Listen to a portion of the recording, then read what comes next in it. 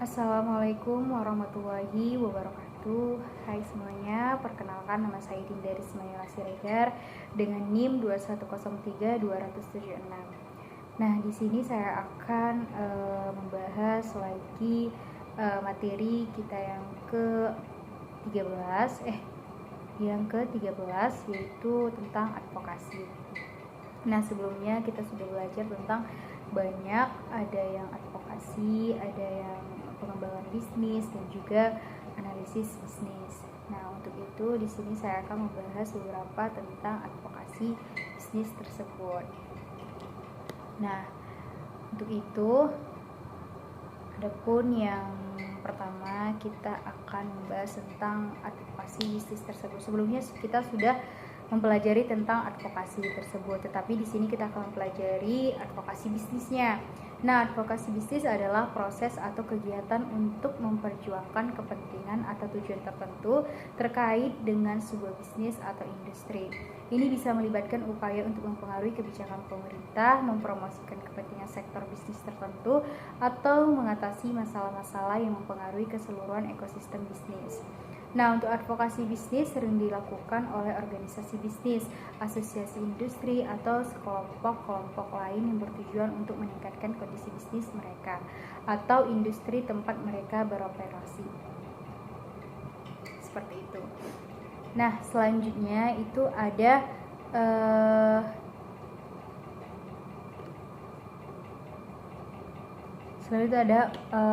selanjutnya itu kita akan membahas tentang organisasi perwakilan bisnis. Itu penting karena mereka itu berperan sebagai suara kolektif untuk menyuarakan kepentingan dan kebutuhan bersama anggota-anggota mereka di hadapan pemerintah, regulator, dan masyarakat umum.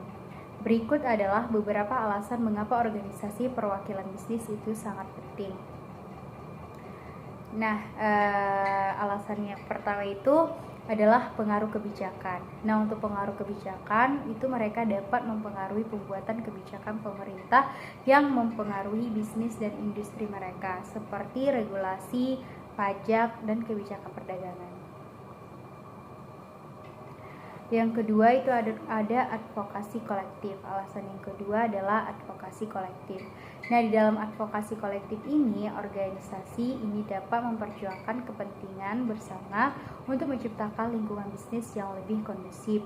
Misalnya, dalam hal regulasi yang adil dan insentif fiskal.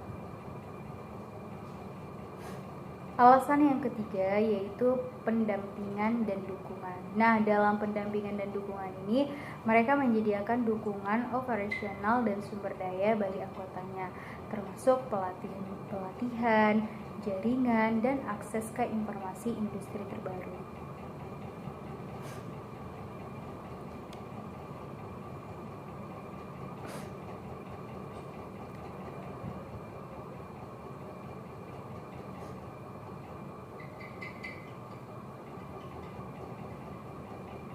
Selanjutnya untuk alasan keempat itu penguatan suara. Nah, dengan bersatu, bisnis kecil yang menengah dapat memiliki suara yang lebih kuat dan lebih efektif dalam memperjuangkan kepentingan mereka dibandingkan jika bergerak sendiri. Nah, untuk alasan kelima itu ada pemecahan masalah bersama. Nah, di dalam pemecahan masalah bersama ini mereka dapat membantu anggotanya dalam menyelesaikan masalah operasional atau hambatan bisnis yang kompleks dengan berbagai pengalaman dan juga solusi. Selanjutnya di sini ada alasan yang keenam. Tadi kita sudah bahas alasan pertama, kedua, ketiga, dan juga keempat, kelima. Sekarang kita akan bahas tentang alasan yang keenam. Untuk alasan yang keenam adalah representasi eksternal. Nah, sebagai wakil industri, mereka dapat berbicara atas nama anggotanya dalam dialog dengan media, masyarakat, dan pihak-pihak eksternal lainnya. Nah, dengan demikian, organisasi perwakilan bisnis berperan penting dalam memastikan keberlanjutan pertumbuhan sektor bisnis tertentu. Nah, serta menyediakan platform untuk kolaborasi dan pertukaran ide antara anggotanya.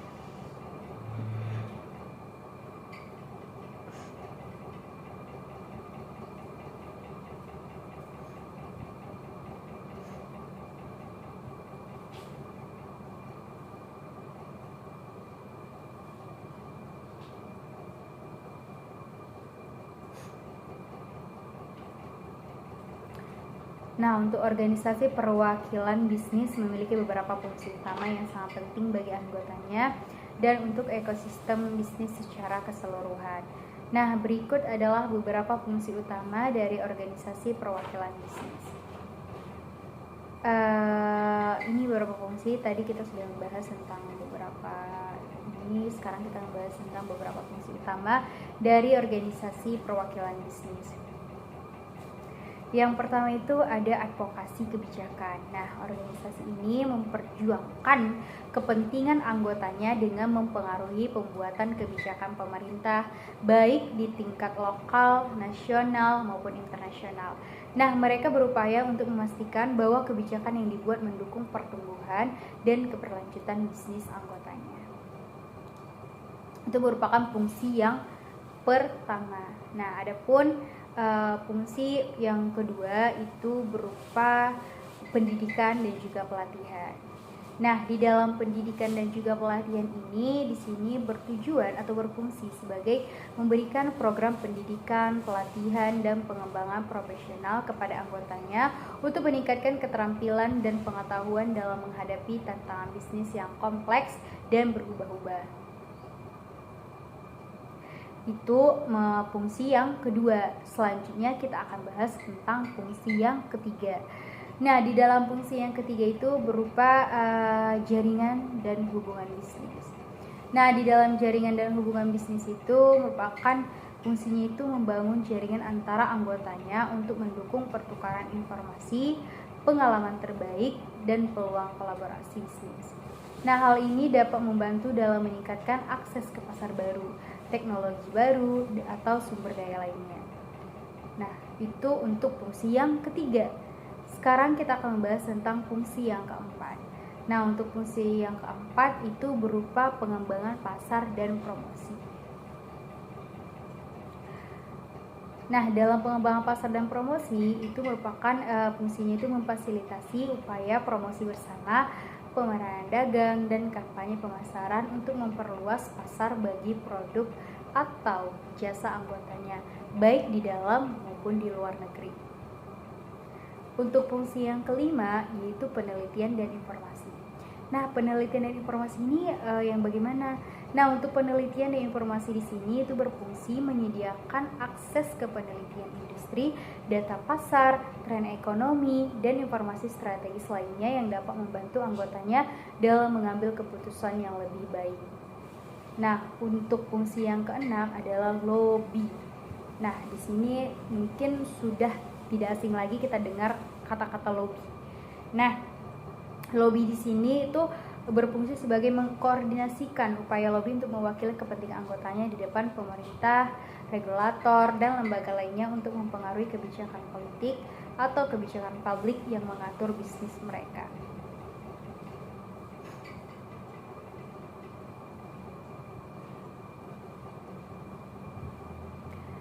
Nah, untuk fungsi yang ketujuh itu perlindungan dan keamanan. Nah, perlindungan keamanan yang dimaksud di sini berfungsi sebagai memberikan dukungan dalam hal perlindungan hukum, keamanan bisnis, dan kepatuhan terhadap regulasi yang relevan. Nah, mungkin ada 7 fungsi dari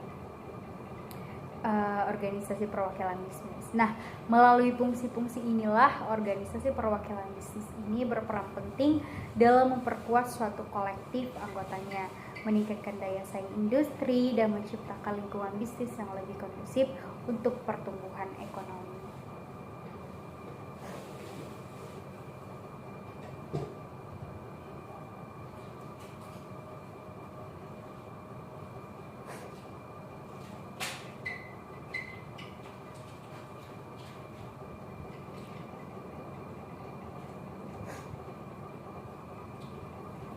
Nah, selanjutnya itu ada advokasi bisnis yang efektif dalam dicapai dengan beberapa strategi dan pendekatan yang disesuaikan dengan konteks dan tujuan organisasi.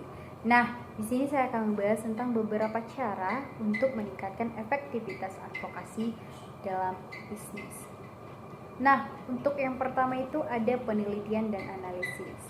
Nah, dalam penelitian dan analisis ini, kita lakukan penelitian mendalam tentang isu-isu yang mempengaruhi industri atau bisnis yang kita jalani atau yang Anda jalani.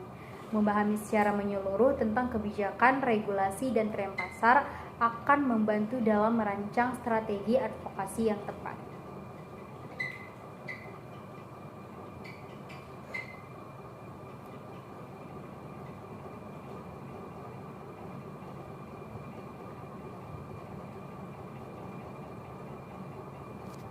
Yang kedua ada perorganisasian dan konseling, bentuk koalisi dengan organisasi serupa atau pemangku kepentingan lainnya yang memiliki tujuan yang sejalan.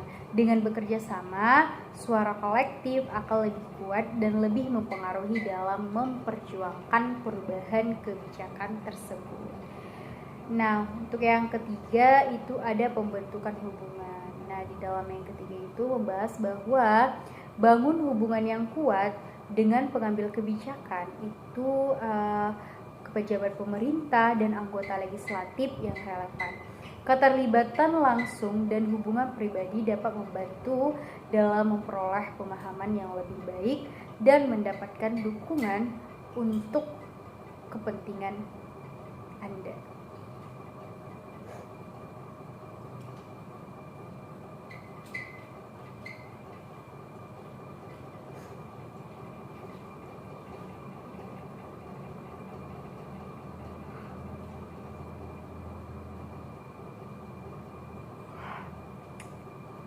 Keempat, ada pendekatan berkelanjutan.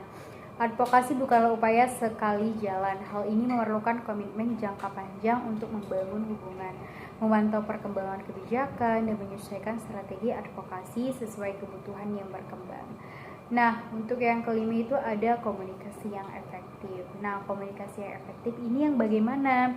Nah, untuk komunikasi yang efektif ini yaitu sampaikan pesan advokasi secara jelas, konsisten, dan persuasif kepada pemangku kepentingan yang relevan. Gunakan data dan bukti empiris untuk mendukung argumen, serta menceritakan dampak positif dari kebijakan yang kita usulkan.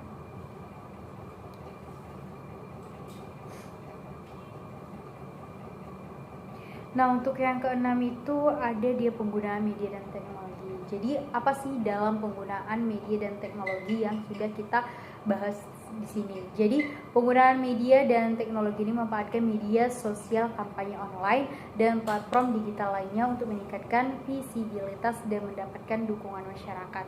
Teknologi juga dapat digunakan untuk memfasilitasi kampanye advokasi seperti petisi online dan kampanye email.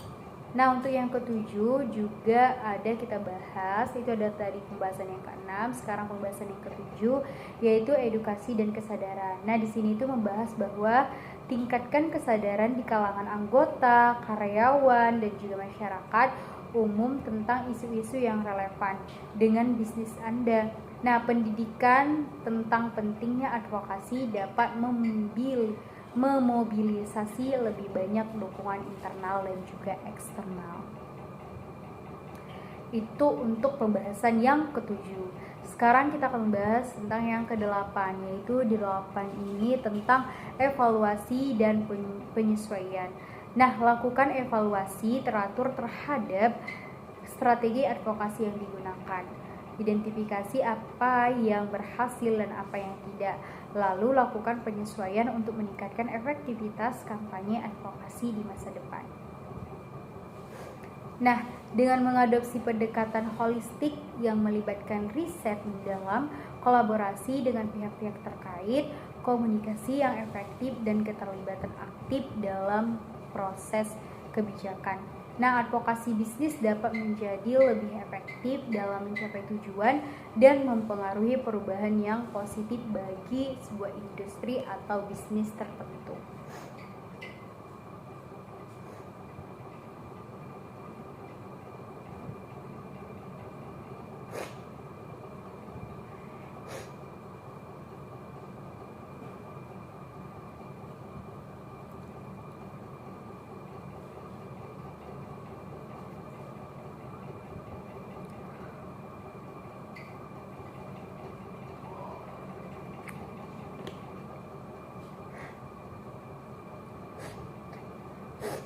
Selanjutnya di sini kita akan bahas tentang penetapan agenda advokasi. Nah, penetapan agenda advokasi merupakan langkah kunci dalam memastikan bahwa upaya advokasi bisnis Anda berfokus dan efektif.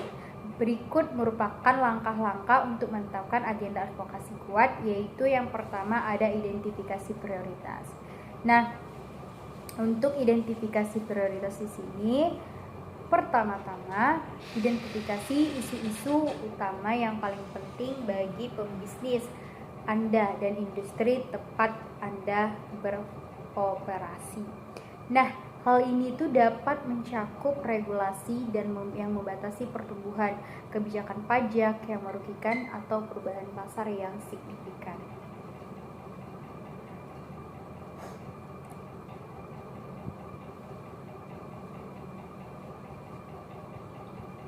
Nah, itu langkah yang pertama. Dan untuk langkah yang kedua yaitu analisis dampak. Nah, langkah yang kedua itu lakukan analisis mendalam terhadap dampak dari setiap isu yang diidentifikasi.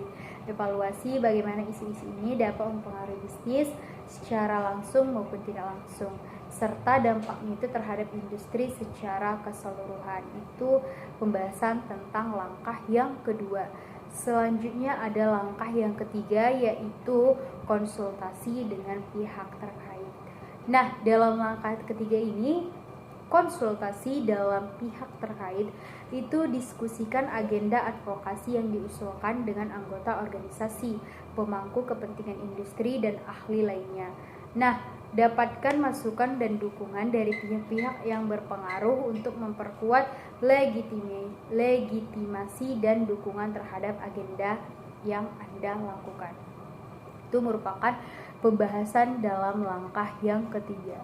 Selanjutnya itu kita akan bahas pada langkah yang keempat. Nah, di langkah yang keempat ini adalah penentuan tujuan yang jelas. Nah, tetapkan tujuan yang spesifik dan terstruktur untuk setiap isu yang Anda pilih untuk diadvokasikan. Misalnya, targetkan perubahan spesifik dalam regulasi atau mencapai dukungan tertentu dari pihak yang berwenang. Nah, dalam pihak yang berwenang itu merupakan pembahasan langkah yang keempat. Kemudian ada langkah yang kelima yaitu penyusunan strategi. Nah, di dalam penyusunan strategi ini langkah yang harus kita lakukan yaitu merancang strategi advokasi yang detail dengan setiap isu yang Anda prioritaskan. Nah, ini tuh bisa mencakup kampanye media, pertemuan dengan pengambilan kebijakan, partisipasi dalam konsultasi publik, atau pengembangan bukti empiris untuk mendukung argumen yang Anda lakukan tersebut. Nah, selanjutnya untuk langkah yang keenam. Nah, di dalam langkah keenam ini yaitu tentang komunikasi yang efektif. Nah, komunikasi yang efektif di sini tuh langkah yang harus kita lakukan yaitu siapkan pesan-pesan advokasi yang kuat dan jelas untuk mendukung agenda Anda. Pastikan untuk mengkomunikasikan mengapa isu-isu ini penting bagi pembisnis dan dampak positif dari solusi yang dapat kita usulkan tersebut. Nah, untuk langkah yang ketujuh yaitu tentang jadwal dan prioritaskan. Nah, langkah yang ketujuh menjelaskan tentang jadwal dan prioritaskan. Langkahnya itu atur jadwal pelaksanaan untuk setiap langkah strategi advokasi dan prioritaskan tindakan berdasarkan urgensi dan dampaknya. Pastikan untuk mengatur waktu dengan baik agar upaya advokasi berjalan efisien dan efektif. Nah, untuk yang kedelapan yaitu menjelaskan tentang evaluasi dan penyesuaian. Nah, di dalam evaluasi dan penyesuaian ini juga terdapat langkah-langkah bahwa selalu evaluasi kemajuan agenda advokasi dengan secara teratur. Tinjau apakah tujuan yang ditetapkan tercapai dan lakukan penyesuaian jika diperlukan untuk meningkatkan efektivitas kampanye advokasi Anda. Nah, ini beberapa langkah-langkah yang kita lakukan dalam agenda advokasi. Nah, dengan menetapkan agenda advokasi yang terstruktur dan terfokus, kita dapat meningkatkan kemungkinan untuk mencapai perubahan yang diinginkan dan mempengaruhi kebijakan yang mendukung pertumbuhan dan keberlanjutan bisnis yang sedang kita jalani.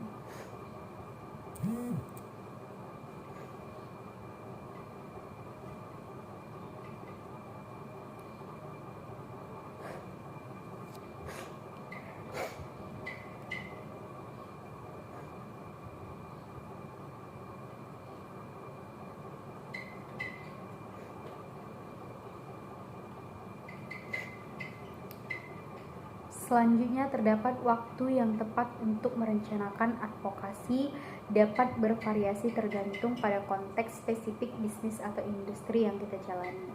Namun, ada beberapa waktu strategis yang umumnya dapat dipertimbangkan. Yang pertama itu adalah sebelum perubahan kebijakan atau regulasi.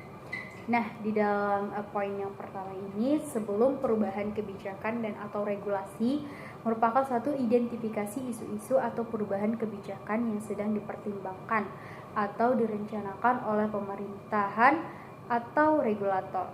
Memulai advokasi sebelum keputusan dibuat dapat memberikan kesempatan untuk mempengaruhi arah kebijakan yang telah kita lakukan. Nah, untuk yang kedua, poin yang kedua yaitu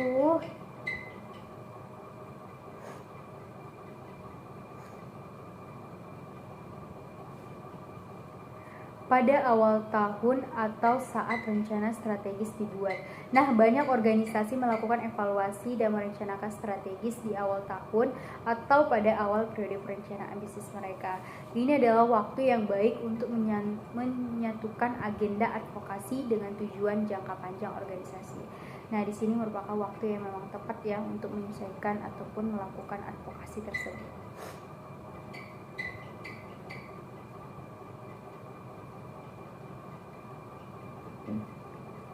Selanjutnya, ketika muncul perubahan signifikan di industri. Nah, jika ada perubahan besar dalam industri yang dapat mempengaruhi bisnis, misalnya teknologi baru, tren pasar, ataupun perubahan dalam kondisi ekonomi, ini bisa menjadi waktu yang tepat untuk memulai atau mengintensifkan advokasi tersebut. Nah, untuk poin yang keempat adalah sebelum pemilihan atau periode pemilihan umum. Nah, sebelum pemilihan atau periode pemilihan umum ini, advokasi politik dapat menjadi sangat relevan sebelum pemilihan umum atau pemilihan lokal. Ini adalah waktu di mana kebijakan publik dan dukungan politik sering menjadi perhatian utama.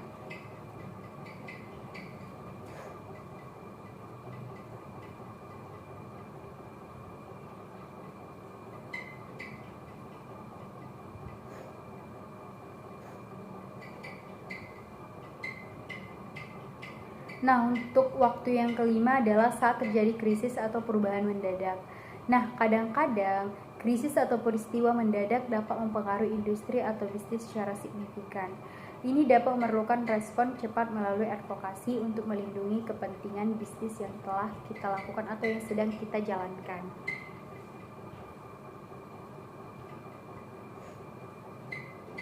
Untuk waktu yang keenam, waktu yang tepat untuk melakukan advokasi, poin yang keenam adalah selama periode konsultasi publik.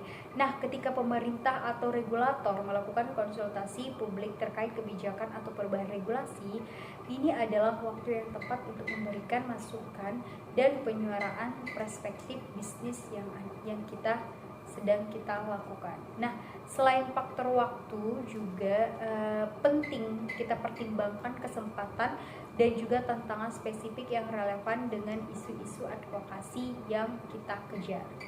Nah, untuk itu ada kesiapan yang baik.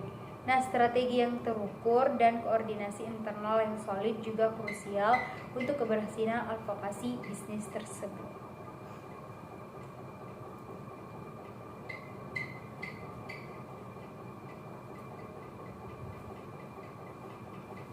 Nah, selanjutnya tadi kita sudah mempelajari tentang waktu yang tepat atau sebagainya. Sekarang kita menjelaskan tentang agenda advokasi.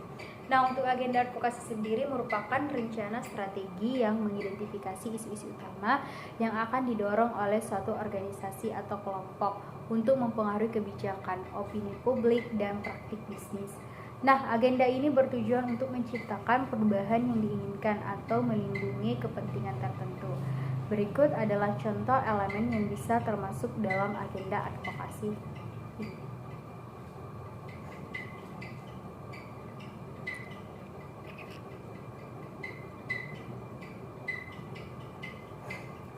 Yang pertama itu ada prioritas isu. Nah, di dalam prioritas isu di sini menjelaskan bahwa prioritas isu ini daftar isu-isu utama yang diidentifikasi sebagai yang paling penting atau mendesak untuk diperjuangkan.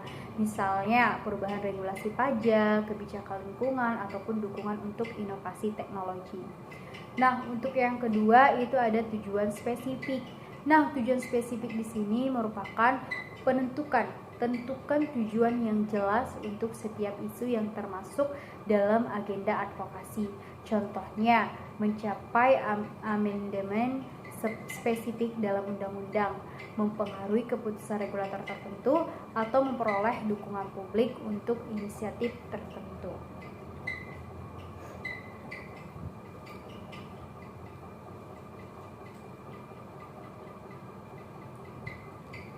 Agenda selanjutnya yaitu agenda yang ketiga, strategi advokasi. Nah, dalam agenda ini apa yang kita lakukan yaitu merencanakan strategi khusus untuk setiap isu, termasuk jenis kegiatan yang akan dilakukan. Misalnya lobby, kampanye media, pertemuan dengan pemangku kepentingan, dan alat atau pendekatan yang akan digunakan untuk mencapai tujuan tertentu. Nah, untuk yang keempat ada jadwal pelaksanaannya. Nah, atur jadwal pelaksanaan untuk setiap langkah strategi advokasi. Tentukan waktu yang tepat untuk meluncurkan kampanye atau menghindari pertemuan kunci dan pengambil keputusan atau pengambil kebijakan tertentu.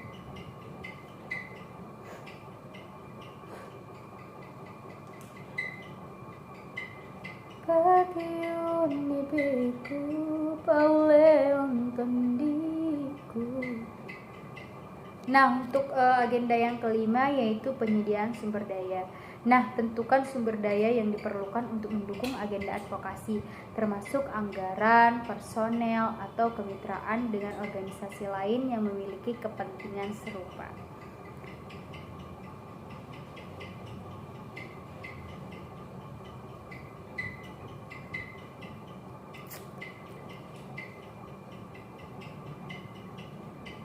Selanjutnya terdapat agenda yang keenam, monitoring dan evaluasi.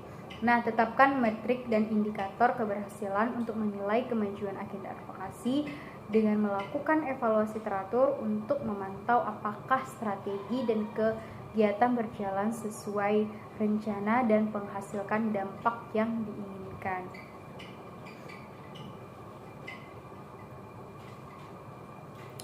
Untuk agenda yang ketujuh adalah komunikasi dan juga pesan. Nah, apa yang dilakukan pada agenda ketujuh ini yaitu siapkan pesan advokasi yang kuat dan konsisten untuk mendukung dokumen isu-isu yang Anda advokasikan. Komunikasikan dampak positif dari perubahan yang Anda usulkan kepada berbagai pemangku kepentingan. Nah, inilah beberapa agenda, yaitu ada 7 agenda yang dilakukan pada advokasi bisnis. Nah, dengan itu agenda ini atau agenda advokasi ini haruslah dinamis dan dapat disesuaikan dengan perubahan dalam lingkungan politik, ekonomi, dan sosial yang mempengaruhi bisnis atau industri.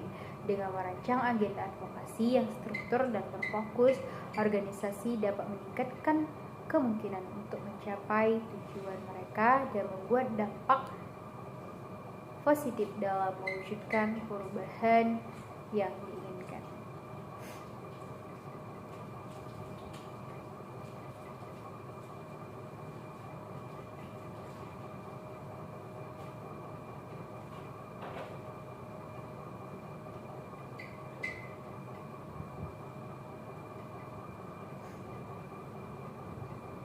Nah, tadi kita sudah bahas tentang pengertian dari advokasi bisnis, dan ada langkah-langkah, ada agenda, ada tujuan, ada manfaat. Nah, sekarang kita masuk pada strategi advokasi. Nah, untuk strategi advokasi sendiri merupakan rencana taktis yang dirancang untuk mencapai tujuan advokasi tertentu. Strategi ini mencakup langkah-langkah konkret yang diambil untuk mempengaruhi kebijakan opini publik atau praktik bisnis sesuai dengan agenda advokasi yang telah ditetapkan. Nah, ada beberapa strategi advokasi yang umum digunakan. Yang pertama itu ada melobi.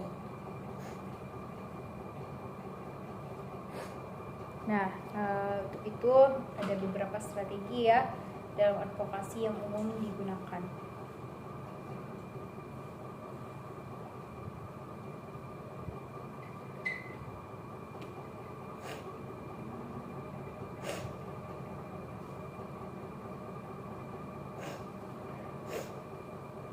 Yang pertama, lobby dan hubungan pemerintah.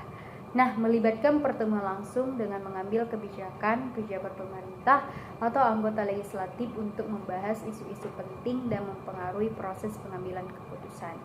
Nah, untuk itu ada bagian-bagian 1 dan juga bagian-bagian 2. Nah, untuk yang kedua itu ada kampanye media. Nah, untuk kampanye media ini menggunakan media tradisional seperti surat kabar, radio, dan televisi, atau media sosial untuk memperluas visibilitas isu-isu advokasi, membangun dukungan publik, dan menarik perhatian pada masalah yang relevan.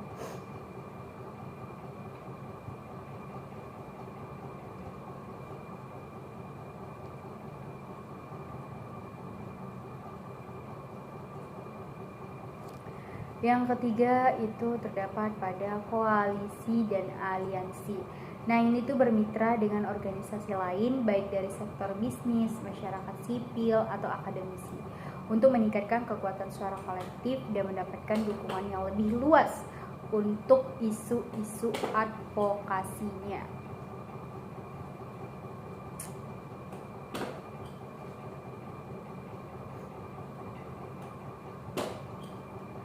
Keempat, ada penelitian dan analisis, mengumpulkan data dan membuktikan empiris yang mendukung argumen advokasi.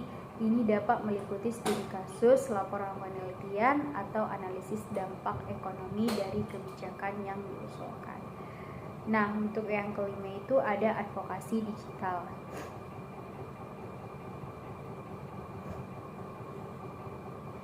Nah, advokasi digital di sini yaitu memanfaatkan platform online seperti situs web, blog, media sosial, atau kampanye email untuk menyebarkan informasi, memobilisasi dukungan, atau mengorganisir tindakan advokasi secara online.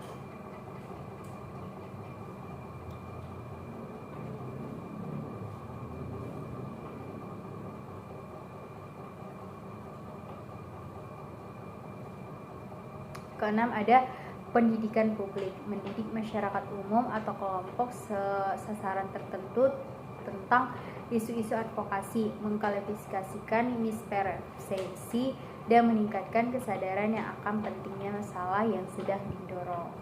Nah, ini merupakan beberapa agenda-agenda tersebut. Nah, yang ketujuh itu ada partisipasi dalam konsultasi publik.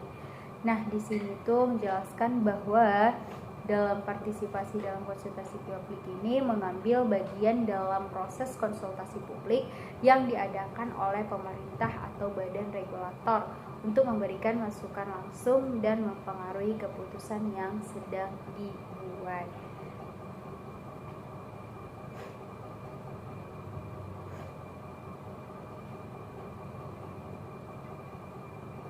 Kedelapan ini ada pengarahan internasional. Nah, ini sini tuh membawa isu-isu advokasi ke forum internasional atau organisasi multilateral, misalnya melalui partisipasi dalam konferensi internasional atau kemitraan dengan lembaga internasional.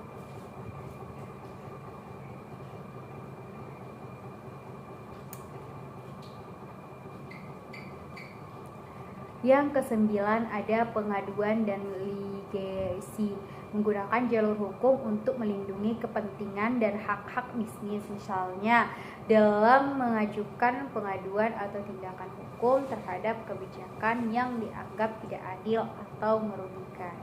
Untuk yang keenam, untuk yang ke-10 itu ada pengaruh pihak luar.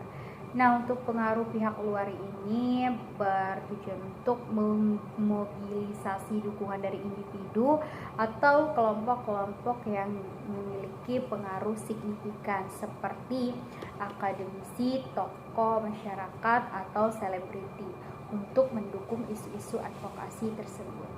Nah, setiap strategi advokasi itu harus disesuaikan dengan konteks spesifik. tujuan yang ingin dicapai, serta sumber daya dan keterampilan yang tersedia.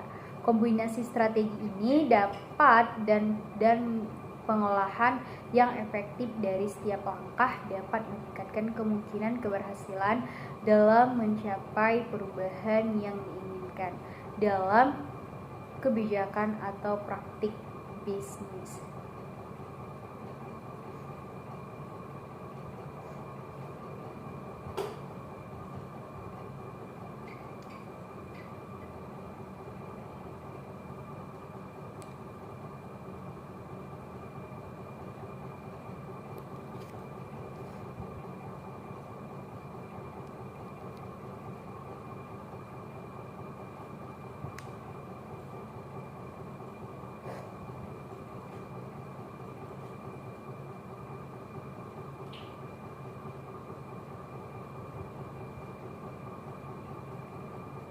Kombinasi strategi yang tepat dan pengolahan yang efektif dari berbagai langkah dapat meningkatkan kemungkinan keberhasilan dalam mencapai perubahan yang diinginkan dalam kebijakan atau praktik bisnis.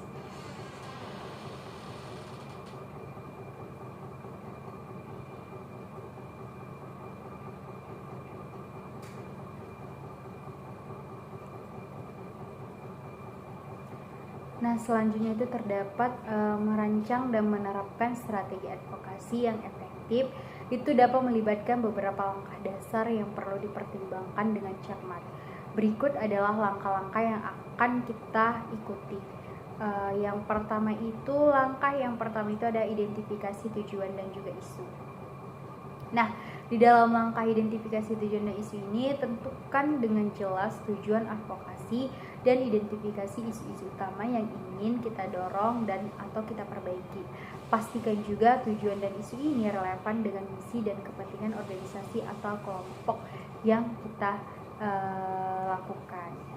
Nah, untuk langkah yang kedua itu terdapat pada, itu tadi kita membahas tentang langkah yang pertama.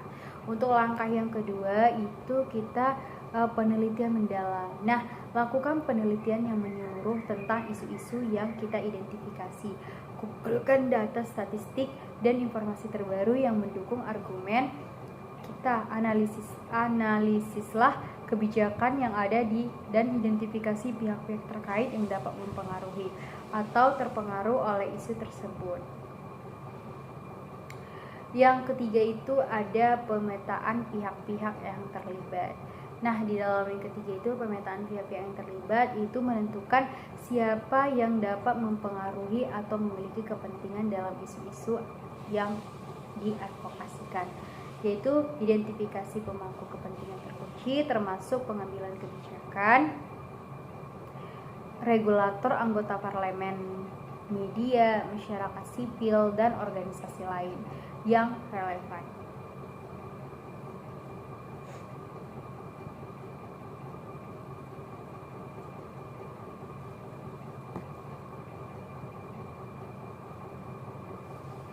Untuk langkah yang keempat adalah perencanaan strategi.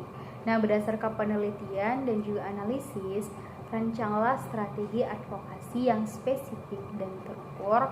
Pilih jenis-jenis kegiatan advokasi yang paling sesuai dengan tujuan Anda, seperti lobby, kampanye media, atau pendidikan publik. Menentukan juga alat dan pendekatan yang akan kita lakukan untuk mencapai tujuan advokasi tersebut.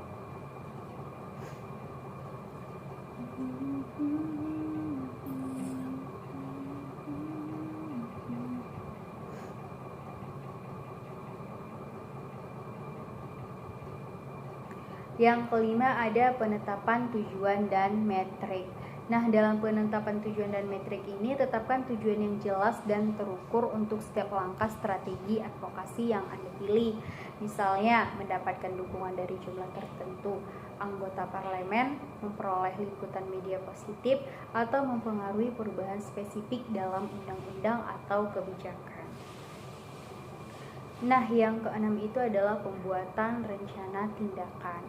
Nah, susun rencana tindakan yang detail termasuk jadwal pelaksanaan, tanggung jawab, dan alokasi sumber daya yang diperlukan.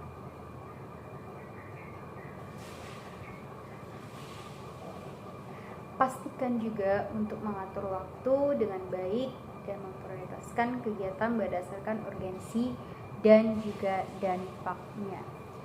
Nah, untuk langkah yang ketujuh adalah implementasi strategi.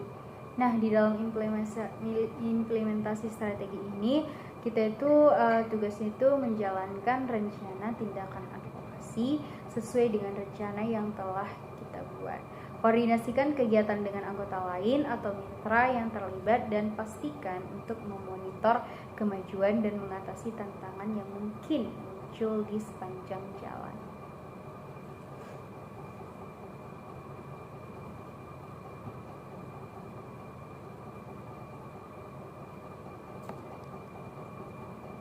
Implementasi dan strategi. Nah, jalankan rencana tindakan advokasi sesuai dengan rencana yang telah kita buat. Nah, koordinasikan juga kegiatan ini dengan anggota tim atau mitra yang terlibat dan pastikan untuk memonitoring kemajuan dan mengatasi tantangan yang mungkin muncul di sepanjang jalan tersebut.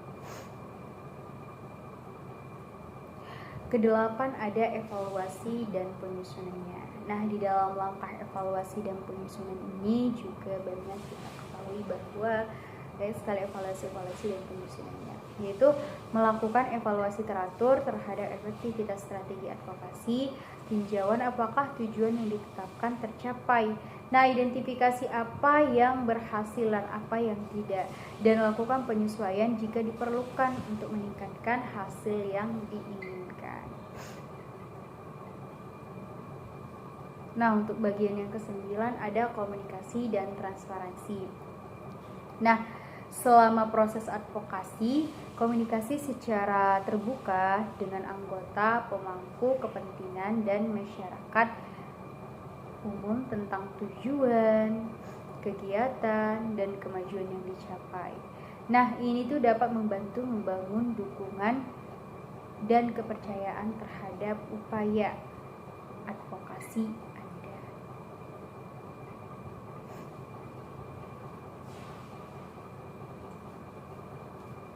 Dengan mengikuti langkah-langkah yang sudah kita bacakan tadi, ini secara sistematis dan disiplin kita dapat meningkatkan kesempatan untuk mencapai tujuan advokasi yang telah ditetapkan dan membuat dampak yang signifikan dengan mendukung kepentingan dan atau perubahan yang Anda perjuangkan.